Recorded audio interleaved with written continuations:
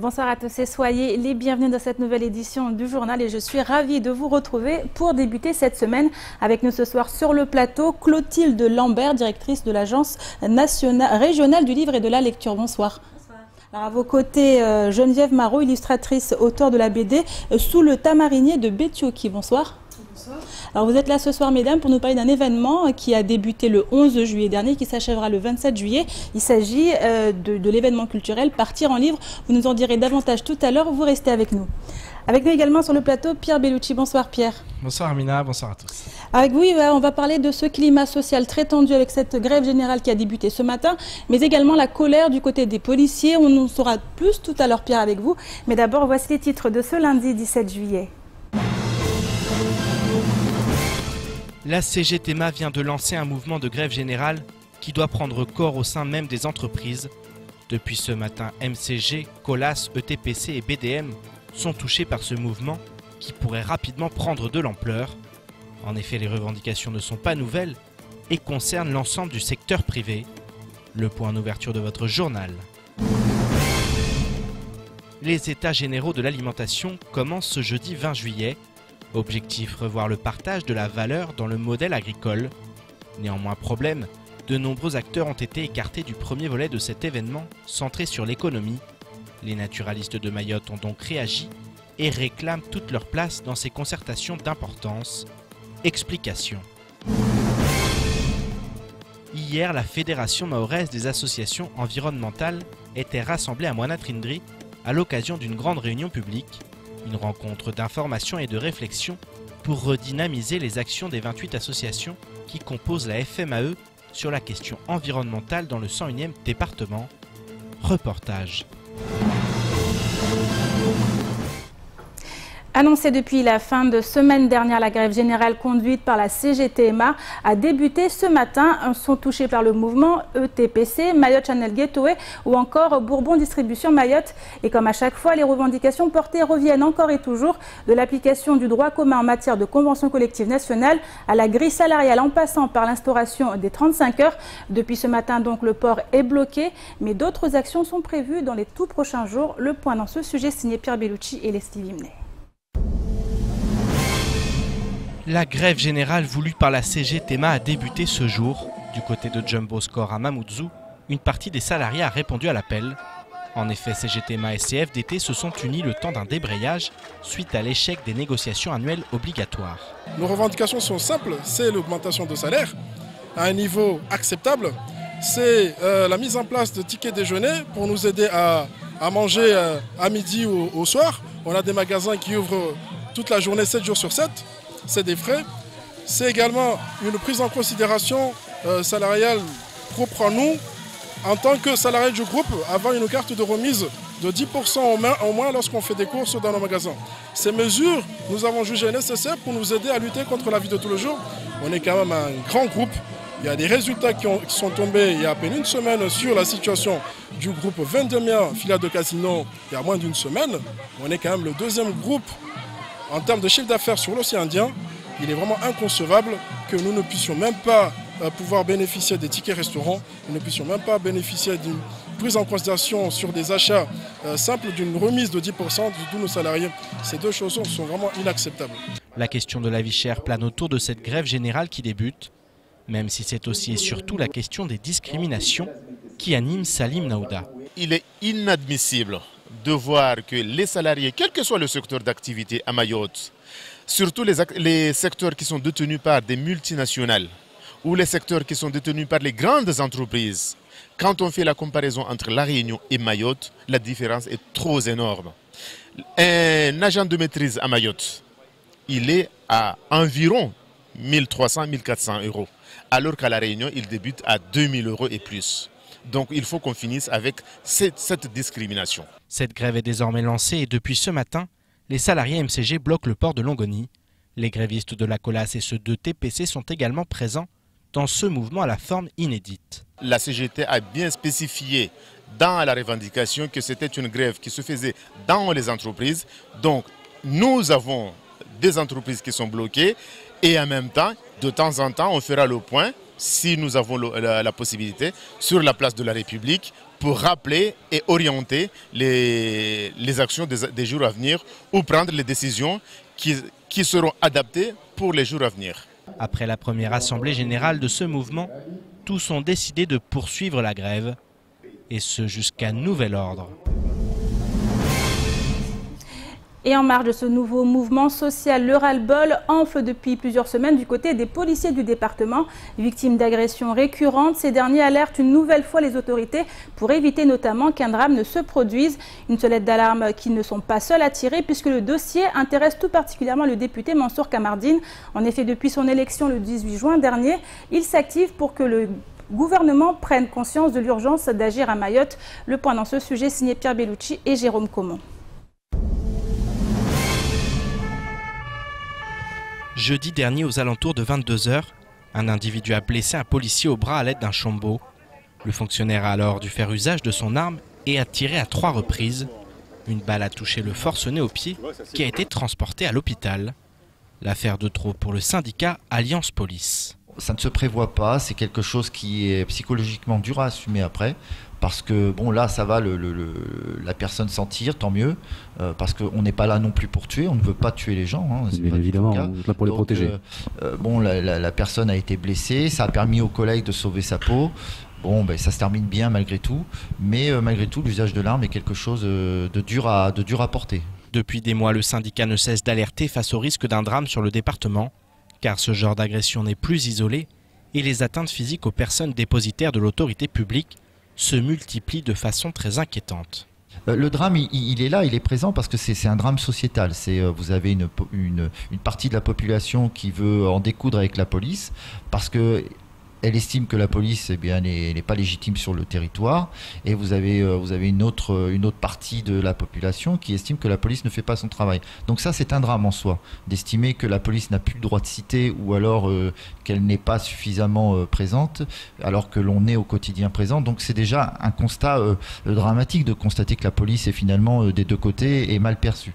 D'autre part, le drame, il est dans le fait d'utiliser son arme de service. Ça derrière, il faut avoir une analyse empirique et puis aussi je dirais scientifique et très technique, parce que quand un policier utilise son arme dans un endroit comme Mayotte, ça a des conséquences sociales importantes. Le constat est sans appel et les policiers ne sont pas les seuls à craindre le pire. Avant même d'être élu député le 18 juin dernier, Mansour Kamardine alertait sur le climat délétère qui règne sur le département. Celui qui dit craindre une guerre civile s'adresse désormais aux plus hautes instances de l'État afin qu'une réaction de toute urgence intervienne. Le jour où ça explosera, il ne faut pas le souhaiter, nous ne le souhaitons pas, mais croyez-moi, vous ne viendrez pas me demander d'aller calmer. Moi, je serai du côté des Mahorais, avec mon banderole, vous m'arrêterez devant la foule, vous enverrez vos forces pour m'arrêter devant la foule. Ou alors réagissons maintenant pendant qu'il est encore temps. Et moi je dis qu'il ne reste pas beaucoup de temps. J'espère avoir été entendu. Je sais aujourd'hui que le gouvernement envisage des mesures, notamment de déposer à la rentrée un projet de loi sur l'immigration. On m'a même suggéré si j'avais des propositions à faire. Sur ce thème, Mansour Kamardine propose une révision du droit du sol et l'instauration d'une coopération bilatérale avec les Comores afin que les 60 millions d'euros par an utilisés pour lutter contre l'immigration clandestine servent au développement du pays voisin. Alors Pierre, on vient de le voir, grève générale, les policiers qui sont en colère, une colère qui grandit de jour en jour. On voit le climat est complètement tendu ici à Mayotte. Que faire aujourd'hui ?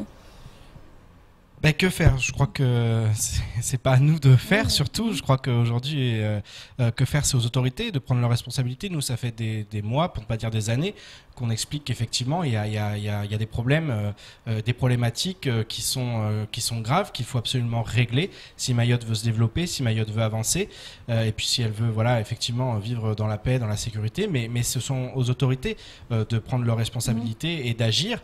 Il y a eu un changement de gouvernement. Donc il y a eu des élections, bien entendu. Donc maintenant, on a les yeux rivés vers Paris. On ne cesse de le répéter, mais c'est vraiment la situation actuelle. C'est-à-dire que tout le monde regarde. Mais d'un autre côté, il y a beaucoup d'attentes. Il y a eu beaucoup d'espoir aussi, puisque effectivement, il y a eu du changement. Donc ça appelle l'espoir. Mais d'un autre côté, il y a des attentes qui sont très très fortes, qui durent depuis des années. Et aujourd'hui, on est arrivé à un point de rupture. Alors ce point de rupture, il est prolongé. On arrive à tenir, mais c'est vrai qu'on sent bien qu'il y a un ras-le-bol général avec ces grèves générales, ces mouvements sociaux. Et puis aussi avec ce climat très compliqué pour les forces de l'ordre, pour la population en matière de sécurité. Et puis même, voilà, on le voit, le député aujourd'hui, Mansour Kamardine, monte vivement au créneau et explique qu'on est arrivé à un point où il faut vraiment réagir maintenant, car après, il sera probablement trop tard. On a l'impression que la voix des Mahorais n'est toujours pas entendue, parce que ça fait plusieurs mois qu'on n'arrête pas de crier que ça ne va pas à Mayotte, et pourtant aujourd'hui, on en est encore là.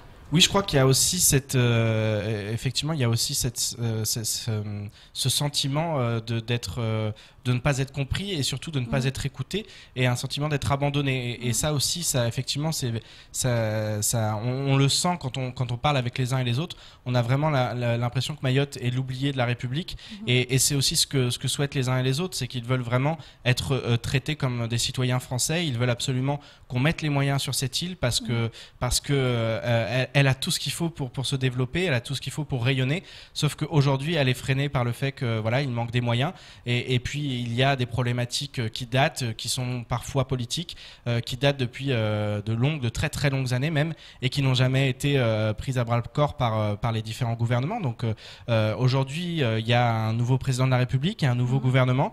Pour l'instant, on est un peu dans l'attente. On sait qu'il y a ces assises de l'outre-mer qui interviendront en septembre prochain. Donc on attend beaucoup de ce rendez-vous. Mais il va falloir que d'ici là, déjà, il y ait des annonces et qu'on sache un peu vers où ce gouvernement va, qu'est-ce qu'il veut pour Mayotte, qu'est-ce qu'il va faire pour Mayotte. C'est vraiment très important parce qu'on sent cette crispation. Il va y avoir une rentrée qui risque d'être très agitée dans de nombreux domaines. On sait que dans l'éducation, c'est très compliqué.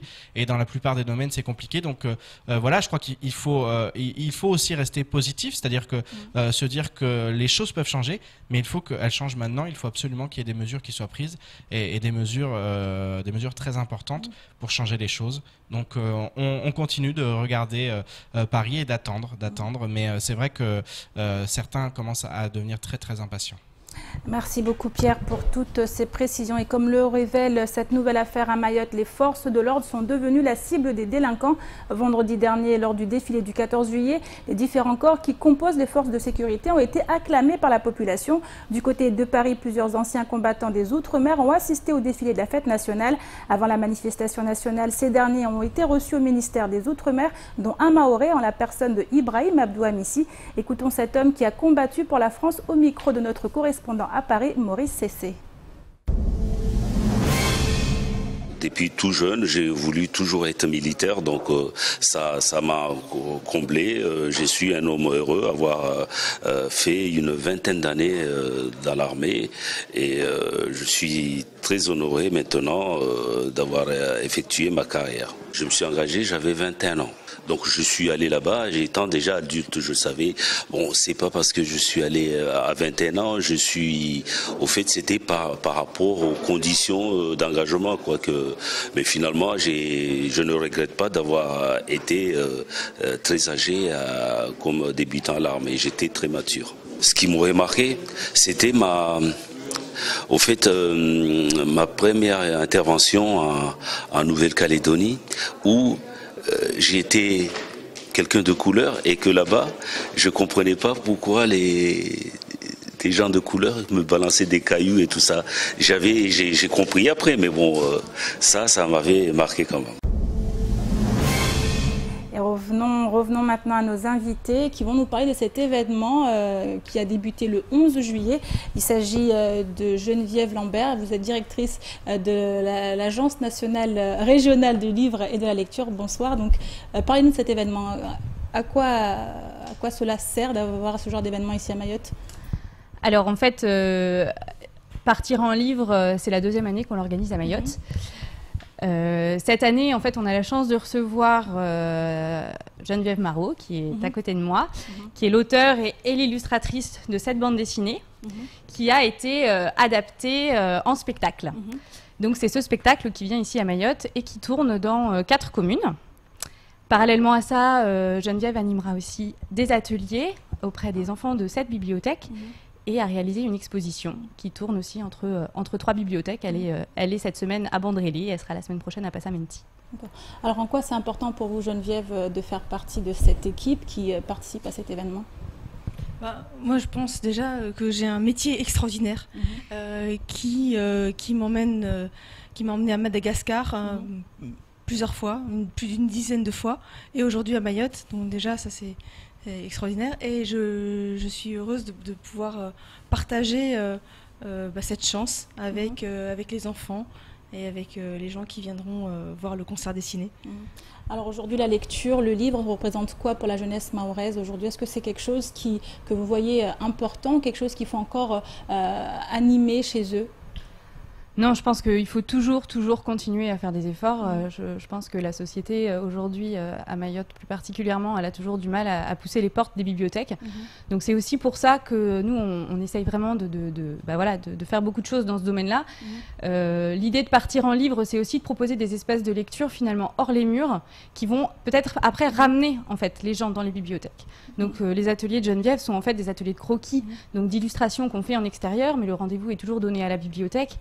Et voilà, donc on se dit peut-être que en organisant des choses dans les bibliothèques, les enfants vont peut-être découvrir ce lieu-là et ça va peut-être les inciter à y revenir puisqu'ils vont découvrir qu'il peut s'y passer plein de choses. Alors avec un aspect ludique, bien évidemment.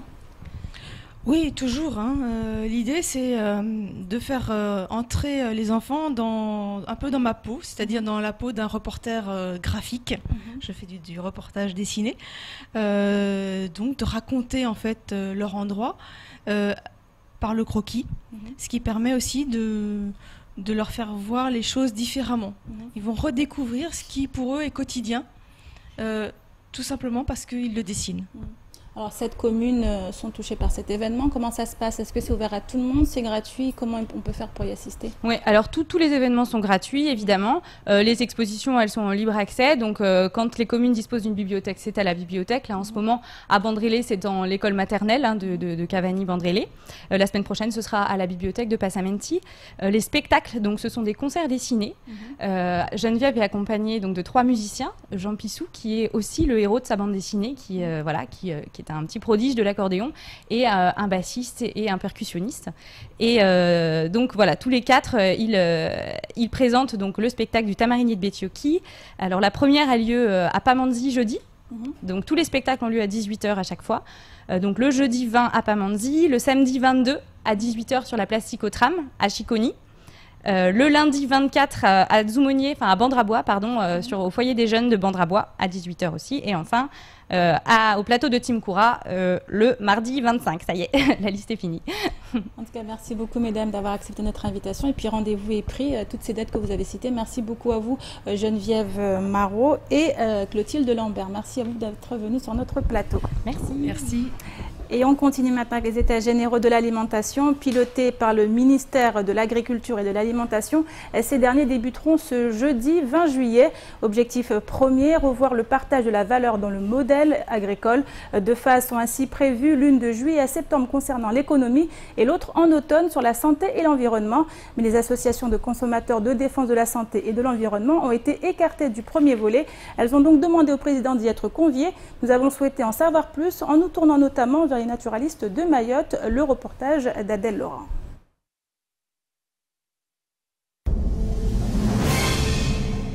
Emmanuel Macron, candidat, promettait d'agir pour assurer un revenu décent aux agriculteurs et une alimentation de qualité tout en respectant l'environnement. C'est dans ce sens que les États généraux de l'alimentation débuteront le 20 juillet. Objectifs principaux: réorganiser les relations commerciales entre producteurs, transformateurs et distributeurs pour permettre aux agriculteurs d'être plus justement rémunérés, mais aussi répartir les 5 milliards d'euros d'investissement promis sur 5 ans afin de moderniser le secteur. Les États généraux de l'alimentation seront pilotés exclusivement par le ministère de l'Agriculture, aux grandes dames du ministre de la Transition écologique et solidaire qui aurait voulu s'impliquer. Les acteurs d'une agriculture paysanne raisonnée, de la défense de l'environnement et de la santé des citoyens réclament, eux, toute leur place à la table des discussions dès le 20 juillet, à l'instar de la Fédération France Nature Environnement. Et pour l'association Les Naturalistes de Mayotte, membre de cette fédération, au niveau local aussi, des décisions sont à prendre pour une agriculture plus raisonnée et une meilleure alimentation. Au niveau local, il y a plusieurs pistes vers lesquelles il faut qu'on s'oriente. D'une part, c'est une agriculture durable qui permette de maintenir la potentialité de production agricole pour les générations futures. C'est aussi la recherche de qualité dans la production. Sur tout cela, je crois que la DAF cherche à encadrer et à aider les agriculteurs. Maintenant, il faut aussi réfléchir à certaines pratiques agricoles qu'il faut essayer de faire évoluer de manière positive. Il faut donc essayer de trouver des modes et des pratiques qui permettent d'être plus respectueux de la nature si on veut garantir à terme la production, une production durable. En effet, les dimensions culturelles, économiques, sanitaires et environnementales de l'alimentation justifient un large débat, comme celui des États généraux de l'alimentation.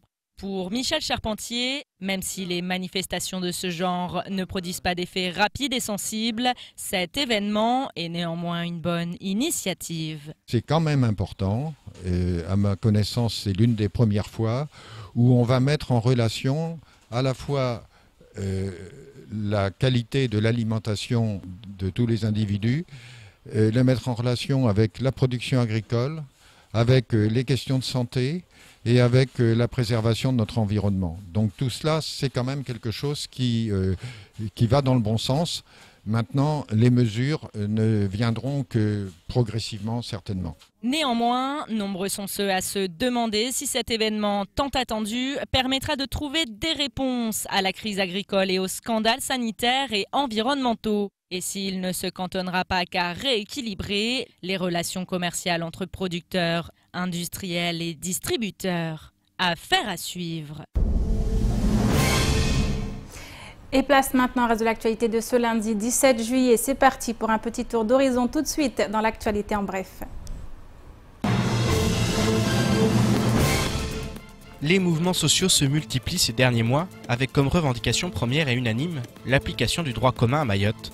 Ce dernier est encore loin d'être effectif dans de nombreux domaines, mais entre progressivement en vigueur en ce qui concerne les charges patronales et salariées. À ce titre et conformément à l'article 38 de la Convention du 24 mars 2016 entre l'UNEDIC et les partenaires sociaux nationaux, depuis le 1er juillet 2017 et jusqu'au 30 juin 2018, le taux de contribution relatif à l'indemnisation du chômage à Mayotte augmente. Il est désormais fixé à 3,8%, réparti à raison de 2,45% à la charge des employeurs et à 1,35% à la charge des salariés. Il subit donc une hausse de 0,25% pour les employeurs et 0,15% pour les salariés.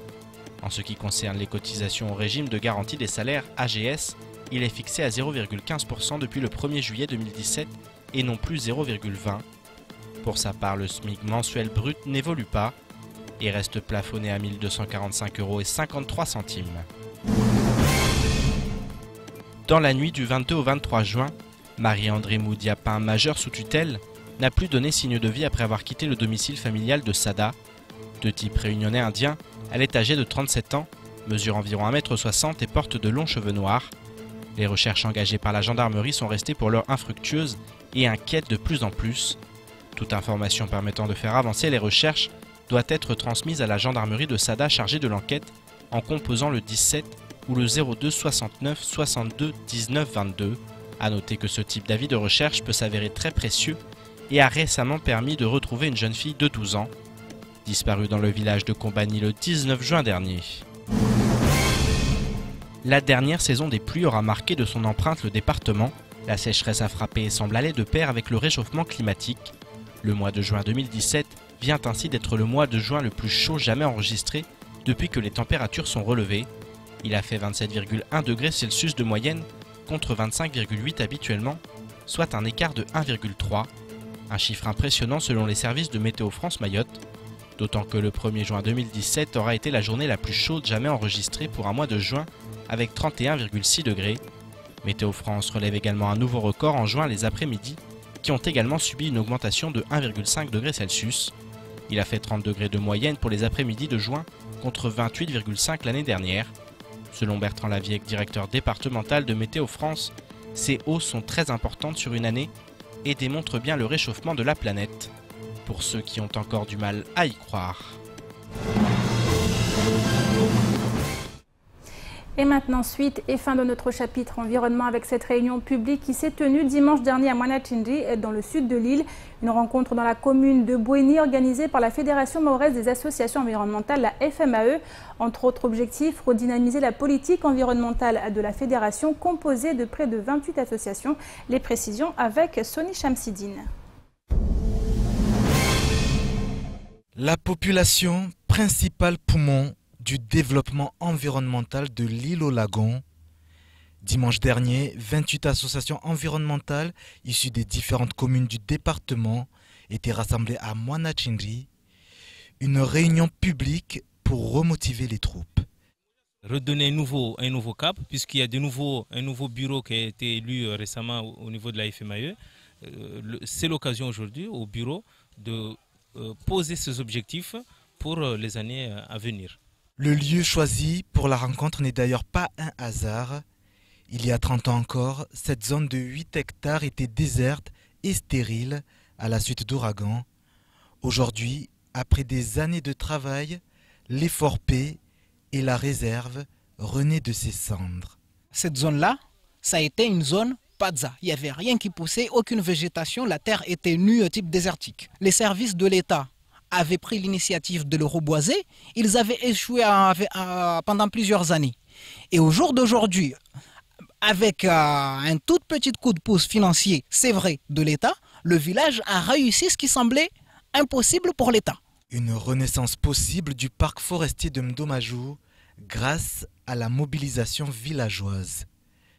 Bismillahirrahmanirrahim rakotimba harwana kanivuale rikana mapiosi na malapiki nangadi rakotimba mana babuka bakotimbi amana loli kakawe bebukaba hanu mbaka webwe wakore makwa basi bukopo hamana shtumtite atarshinderi pare bahanu babungia mwana shitru worhetsi magabio yatu. Et pour reboiser le site, il a fallu notamment la plantation de l'Acacia mangium, mais l'arbre, en provenance d'Australie, bénéfique hier, semble désormais manger beaucoup de terrain. Pour l'association environnementale de Mwanachindri, il est temps d'éradiquer la plante. Aujourd'hui, l'association veut pouvoir continuer ses travaux parce qu'on avait mis des acacias mangium sur ce site. C'était la seule plante qui poussait à cet endroit. Ça a été la solution pour reboiser cet endroit. Au jour d'aujourd'hui, cette solution commence à devenir un problème. Donc l'association, le village, veut pouvoir enlever ces acacias, les remplacer par des plantes endémiques à Mayotte. Et sur ça, on a besoin de financement. Pour obtenir cet accompagnement, seule l'union peut faire la force.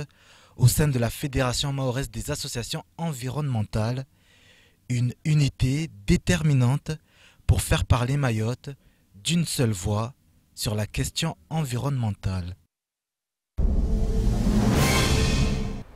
Et c'est la fin de cette édition. Merci à vous de l'avoir suivi. Une édition rediffusée sur OAM5, également disponible en replay sur notre site l'infocoesie.fr, sur YouTube, sur notre page Facebook. Et prochain rendez-vous avec l'information radio demain dans la matinale avec le journal présenté par Pierre Bellucci. Et pour ma part, j'aurai le plaisir de vous retrouver demain soir 19h pour une nouvelle édition du journal. Excellente soirée à vous sur KTV et à demain.